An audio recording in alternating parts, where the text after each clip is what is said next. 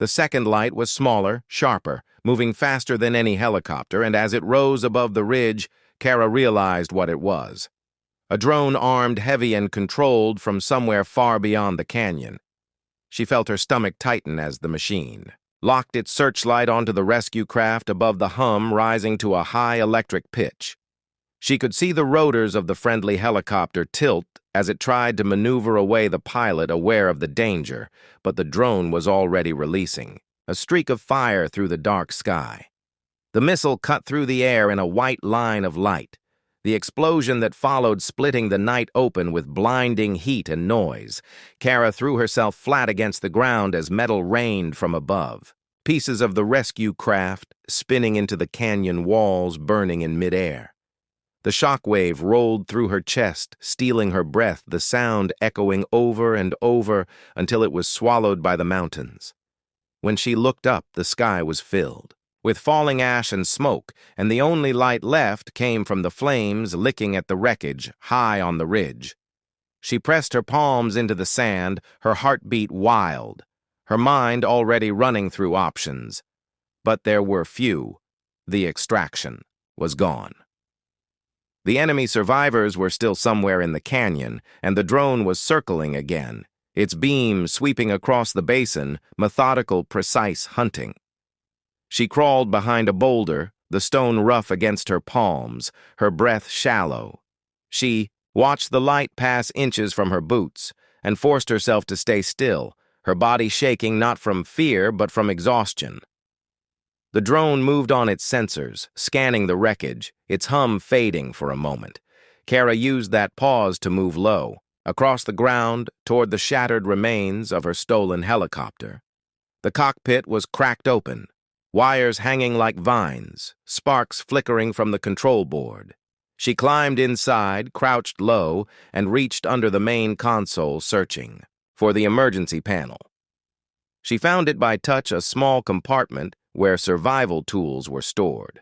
Her fingers closing around a small signal jammer, an old model, but still functional. If it had any power left, she pulled it free, flipped the switch. The tiny light flickered once, then steadied, faint but alive. She adjusted the frequency dial, praying it would interfere with the drone's systems even briefly. The air around her buzzed with static for a second, then silence. The hum outside shifted, slightly as if confused, the drone hovering uncertain above the canyon rim. Kara took that moment and ran her legs screaming in protest, the sand sliding under her boots. She darted from one shadow to another, heading toward the far edge of the basin, where the rocks sloped upward into a narrow trail. Behind her, the drone's searchlight flared bright again, sweeping across the canyon. The hum rising in pitch, it had reacquired her position. She could hear it descending lower, the wind from its rotors, kicking up waves of dust. She pushed herself harder, ignoring the pain. The trail ahead steep and jagged, the kind of climb that shredded hands and tore boots. Her lungs burned, each breath like glass in her throat, but she didn't stop. She could hear the machine's sensors locking again, the sound changing from a hum to a whine that meant it was preparing to fire. She threw herself behind a rock ledge just as the missile hit the ground behind her, the blast hurling her forward, the heat searing her back. She landed hard, her vision spinning, but she kept moving, crawling upward through the smoke. Her hand brushed metal, and she realized she had reached the old wreck from earlier, the remains of that ancient aircraft, its frame half buried, but intact enough to offer cover. She ducked inside the broken fuselage, the interior dark and cool, the smell of oil and sand thick in the air. The sound outside faded, slightly muffled by the steel walls. She sat against the inner hull, catching her breath, her hands trembling as she checked the jammer, still flickering faintly. She turned it higher, the static growing until she could barely hear the drone through the interference. For a few seconds, she allowed herself to think, to breathe.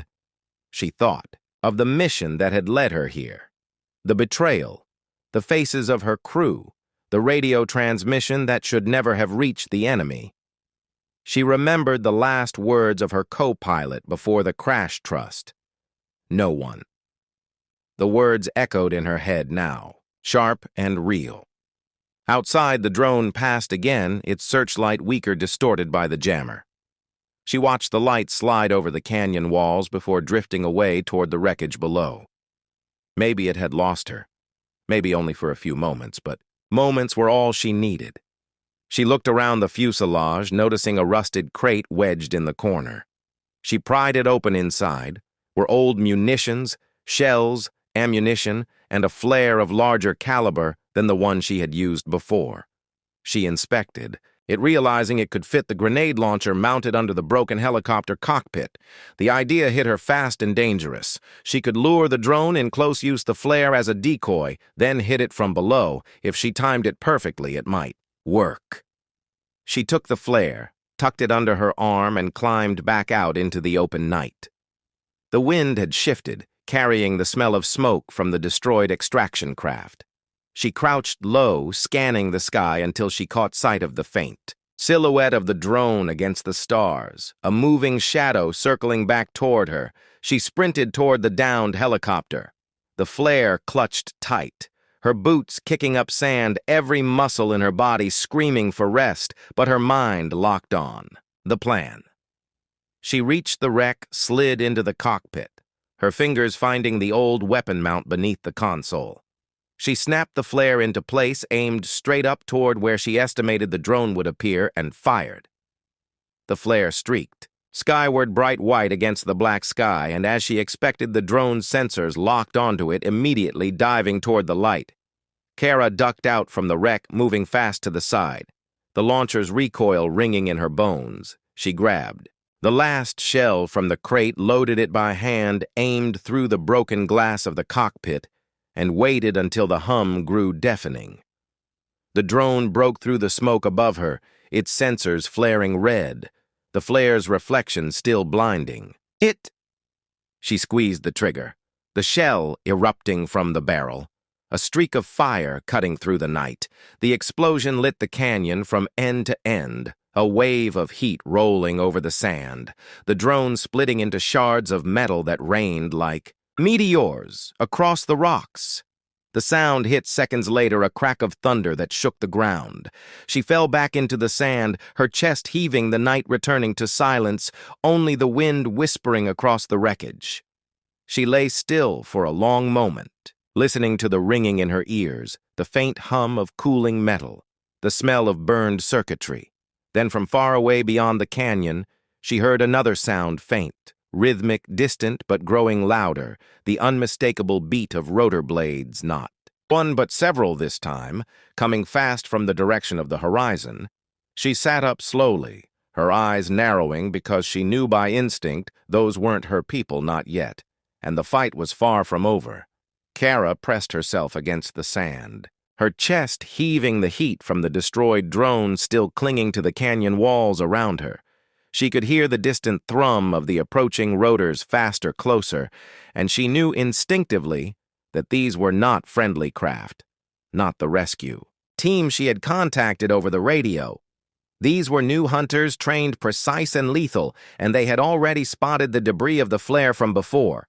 Her mind raced, calculating angles, trajectories, escape routes, anything that would give her a chance. The canyon around her was silent except for the wind shifting the sand and the faint metallic groan of the downed helicopters, the jagged remains she had used as cover. The new aircraft appeared over the ridge, cutting across the sky like black birds of prey, their searchlights sweeping the basin in a deliberate grid pattern. She ducked low behind a boulder, heart hammering her hands, slick with sweat. The rifle from the wreckage clutched tightly against her chest. She weighed her options. The canyon walls, narrow but high, offering potential cover and concealment. If she could reach the ledge above without being spotted, she crawled low, moving fast, each handhold calculated, every movement precise. Her boots scraped against loose rock and gravel, each sound amplified in her ears. But the shadows of the hunters moved methodically over the terrain. She could see one of them break off, dipping lower, scanning the area directly above her position. She froze, letting the wind carry her, scent and movement away from their sensors. Her mind replayed every training drill she had learned, every survival tactic, every evasive maneuver from her years as a pilot-soldier strategist. She could hear the engine hums echoing off the canyon walls. Growing closer each second, she spotted a faint shadow across the basin, the last flare's light reflecting on a piece of metal, and realized the hunters were using it as a reference point closing in. She forced herself to breathe slow to keep the panic from swallowing her. She scrambled upward toward a narrow ledge, the rock face cutting into her palms, nails breaking skin, but she kept moving. Her legs screamed from the climb, her lungs burning, but she could feel herself gaining height above the open basin. She reached the ledge and rolled over the edge just as a searchlight swept beneath her position, illuminating the jagged rocks where she had been seconds before. She froze low on the ledge, heart-hammering adrenaline flooding through her veins. The hunters paused, scanning below the ledge, their shadows stretching long across the canyon floor. She could see the glint of their weapons, the precision of their formation, and she knew that even a single mistake would be F.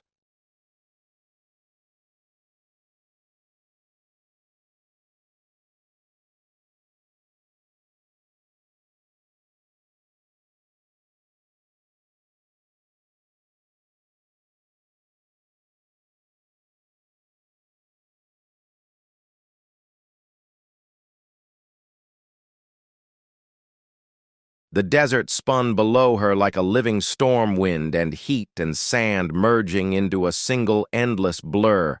Kara felt the helicopter shudder beneath her hands, the instruments flickering, the warning tone rising again, louder, more insistent.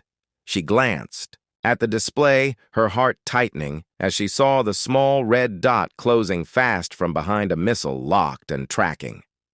The blast from her earlier explosion must have triggered a response from the outpost defense system, and now she was flying, straight into a kill zone.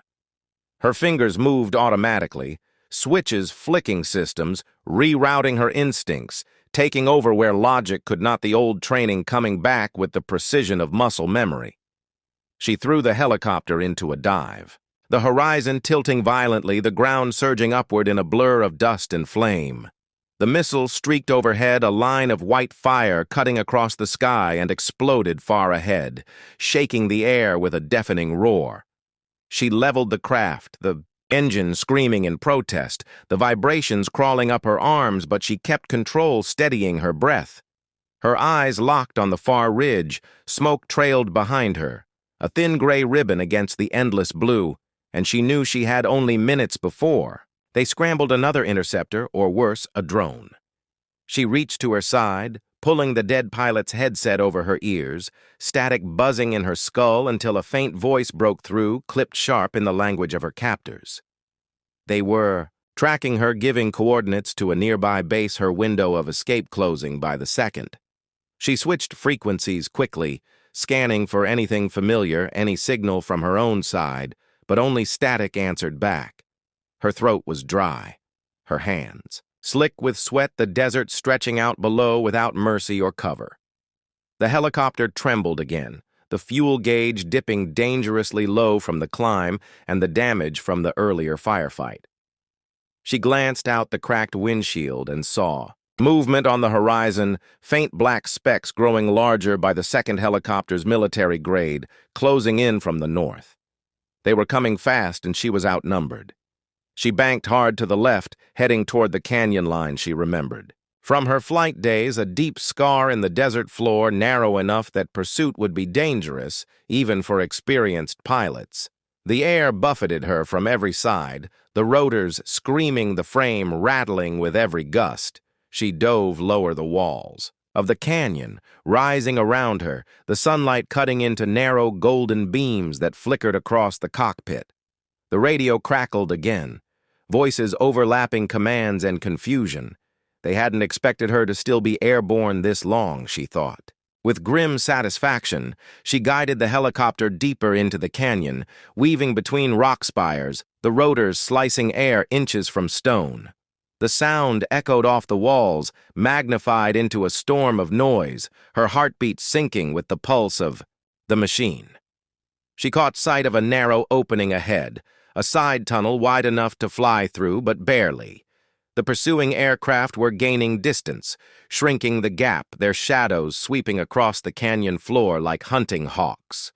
She clenched her jaw and pushed the throttle, the helicopter surging forward faster than was safe, but safety had long stopped being an option.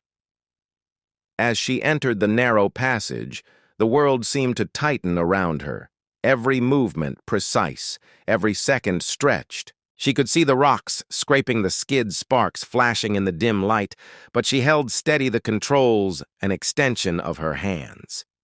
Her mind drifted for a heartbeat to the day of her capture, the ambush, the betrayal. Someone had fed her coordinates. To the enemy, someone close, and the thought burned hotter than the desert sun.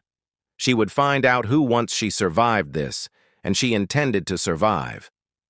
The tunnel opened suddenly into a wide basin ringed by cliffs, the light exploding across her vision.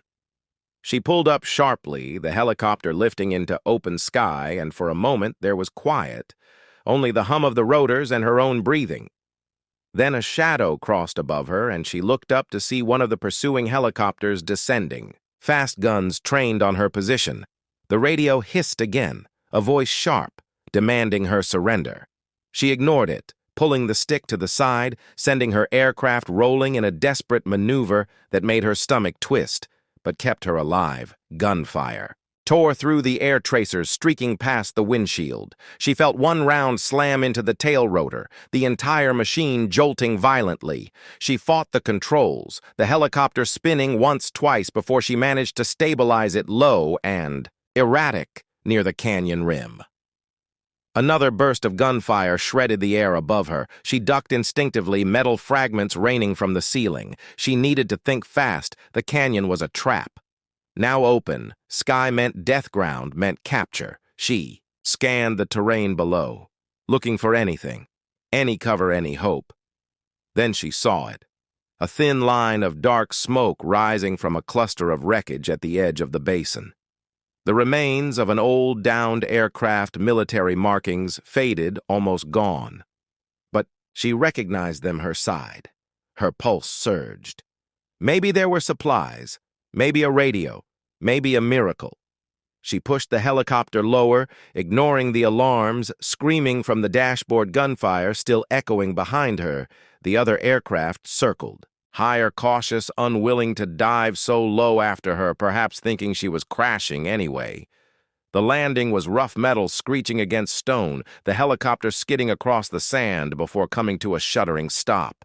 She ripped off the harness, her ears ringing, the world spinning, but she moved fast, jumping to the ground, ducking behind the wreckage.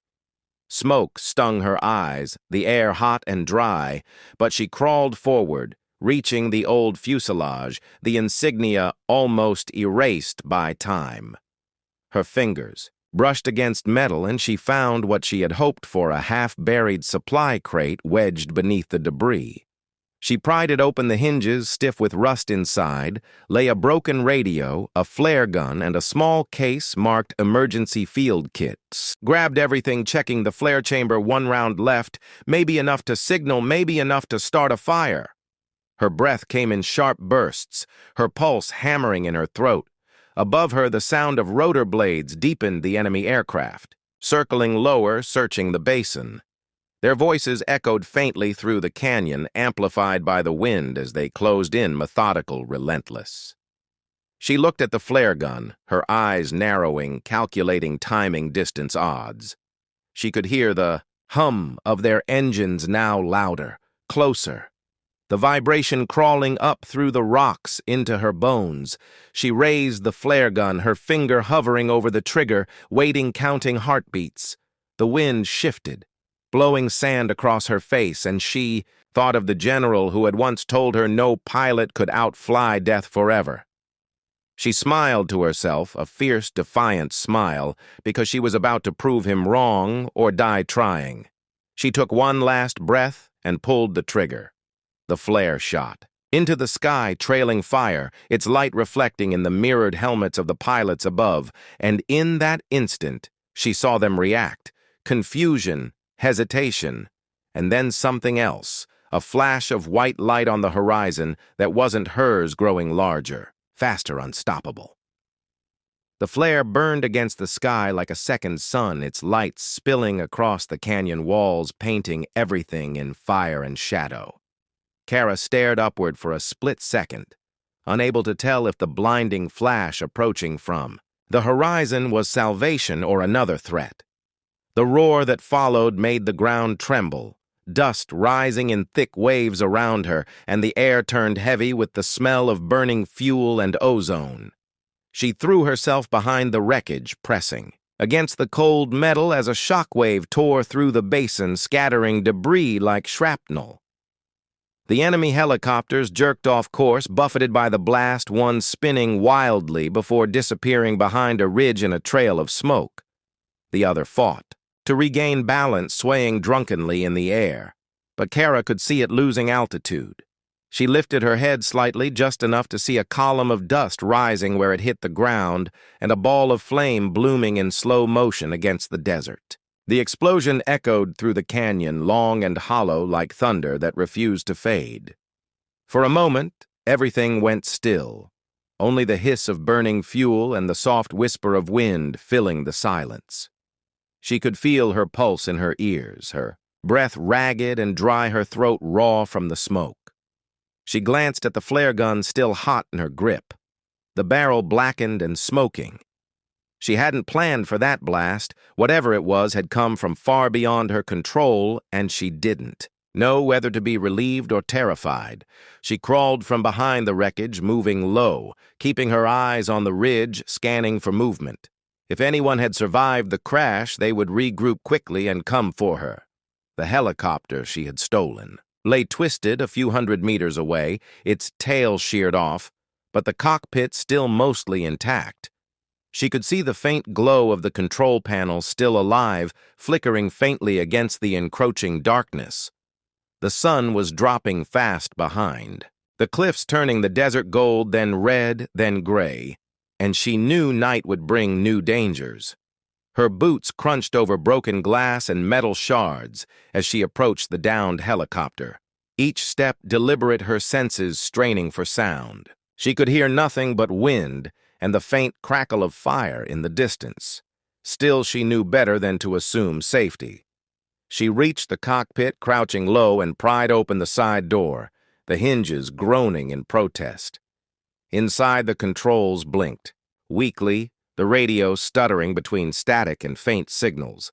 She adjusted the knobs carefully, trying to catch any transmission. Through the noise, a voice broke through, faint, distorted, someone speaking English, the first words from her.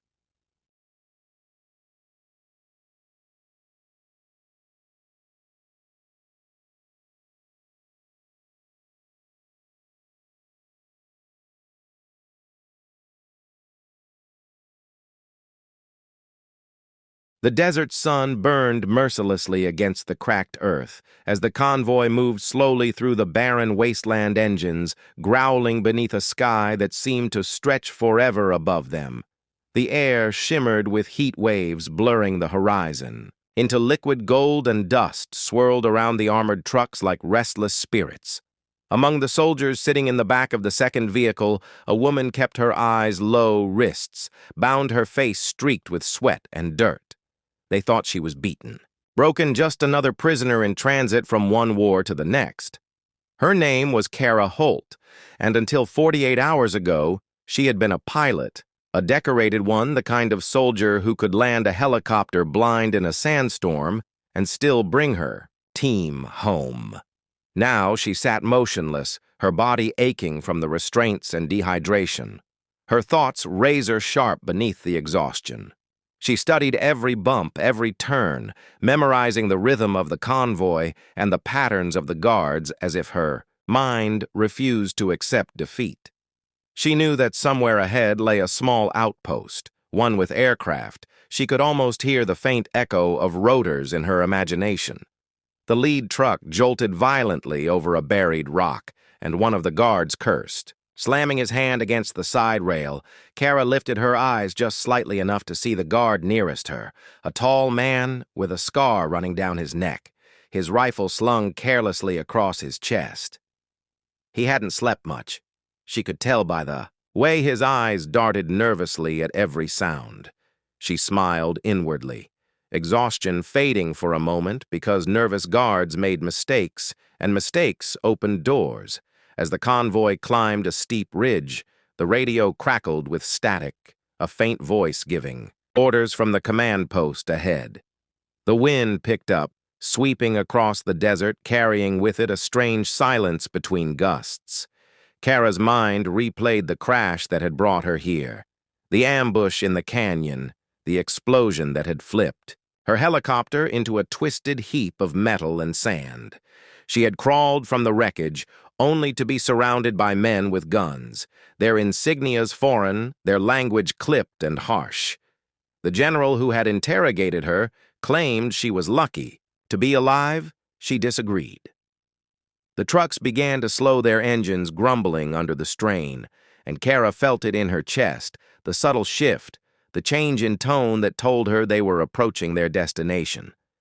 She looked up and saw the outpost. On the horizon, a cluster of prefabricated buildings and a single landing pad where the faint outline of a helicopter shimmered in the heat.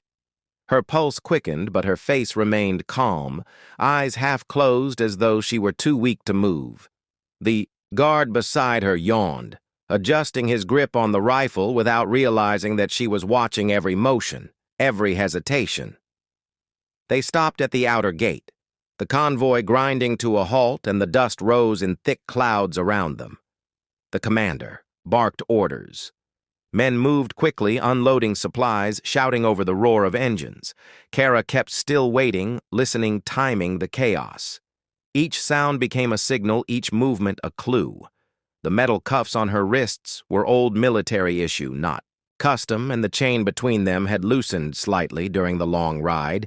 She twisted it subtly beneath her jacket, feeling the give in the metal, her heartbeat syncing with the distant thrum of the helicopter blades still spinning lazily on the pad. The guards began to argue near the lead truck, something about fuel or orders. She couldn't catch the words over the wind. The man with the scar leaned against the railing, lighting a cigarette, his rifle dangling from his shoulder. The barrel pointed at the dirt, and for the first time since capture, Kara felt the faint spark of opportunity. The soldiers were tired, overconfident, distracted, and in that fleeting moment of weakness, the balance shifted, though none of them knew it yet. The commander approached her truck, opening the rear door, shouting for the guards to move her inside for processing. His tone carried irritation, not suspicion, and the guards obeyed, hauling her to her feet, rough hands pushing her forward. The sunlight hit her face full force, blinding her momentarily, and she stumbled intentionally, forcing one of the guards to steady her, his grip tightening on her arm. Too close, she thought, close enough. She let her body sag as though from weakness, her eyes half lidded, but her mind was calculating distance and speed angles and timing, because she had been a pilot long enough to know that freedom required precision. The outpost walls loomed around her, a ring of corrugated metal and barbed wire. But beyond them, she could see the helicopter, its rotor catching the light like a signal from the heavens. The guards dragged her toward the main building, unaware that she had already loosened the lock on her cuffs, one twist, one distraction away from being free. Her heart pounded not from fear but anticipation, because she knew the sound of an engine, even from this distance, knew how long it took to start, knew how quickly it could become her way out. The commander turned his back, momentarily barking orders to a soldier near the gate, and Kara moved her wrist just enough to feel the cuff slide further. She flexed her fingers once-twice, feeling the blood return, warmth flooding her hands. She looked at the helicopter again, and in that instant, something inside her shifted. She wasn't a prisoner. She was a pilot, grounded but not broken. Her body might be restrained, but her mind was already in the sky, mapping the escape, the fight, the chaos that would follow. The guard with the scar looked back at her, cigarette hanging from his mouth, a smirk curling his lip as if to say, "You're not going anywhere." She met his gaze just for a heartbeat, letting the corner of her mouth twitch upward. Not in fear, but in promise. He frowned, uncertain. And that uncertainty was all she needed, because the next second she would move, and once she did, the desert would no longer be silent, and the sky would no longer belong to them. Kara stood in the glare of the desert sun, her mind racing faster than her pulse, the air heavy with heat and tension. The guards unaware that their prisoner was already thinking like a predator instead of prey. The commander was still speaking into his radio voice, sharp over the static barking orders about supplies. And transfer codes. The guards holding her shifted uneasily in the dust, waiting for instruction, and she used that moment to study every angle of the outpost, the gates, the fences, the shadows of the watchtowers, each one a potential opening, each one a calculated risk. The chain between her wrists slipped slightly, the metal almost soft now against her skin, her fingers twitching with restrained energy. The guard with the scar noticed her movement and sneered, thinking she was struggling from exhaustion. He yanked her forward, but she barely felt the pain. Her mind locked on the sound she had been waiting for. A faint whine in the distance, the lazy spin of helicopter blades shifting pitch with the rising wind. That sound meant everything. It meant proximity power. Escape the promise of air under her hands again. They led her through the open gate, the heat radiating off the metal walls, the smell of oil and sand thick in her lungs. She walked steadily, counting steps, noting the placement of every vehicle. The distance to the landing pad, the pattern of guards. She caught sight of a row of fuel barrels stacked too close to the storage shed, one bullet, one spark, and the whole place would erupt. She filed it away in her mind, knowing she might need chaos before the end. The commander turned back toward her, lifting his sunglasses, his expression one of boredom rather than suspicion. He motioned for her to be taken inside the processing tent, a small fabric structure with a single desk and a radio transmitter. She was pushed down onto a metal chair, her wrists still bound, but loose enough now that one hard pull could finish the job. The commander leaned against the table, staring at her with the kind of arrogance born from too many easy victories. "You think your army will come for you?"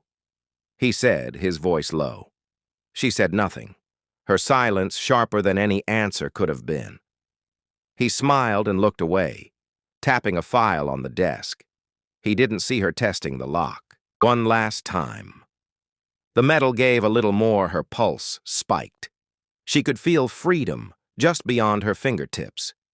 The radio on the desk crackled suddenly, a voice speaking fast in a language she couldn't fully catch, but the tone was urgent.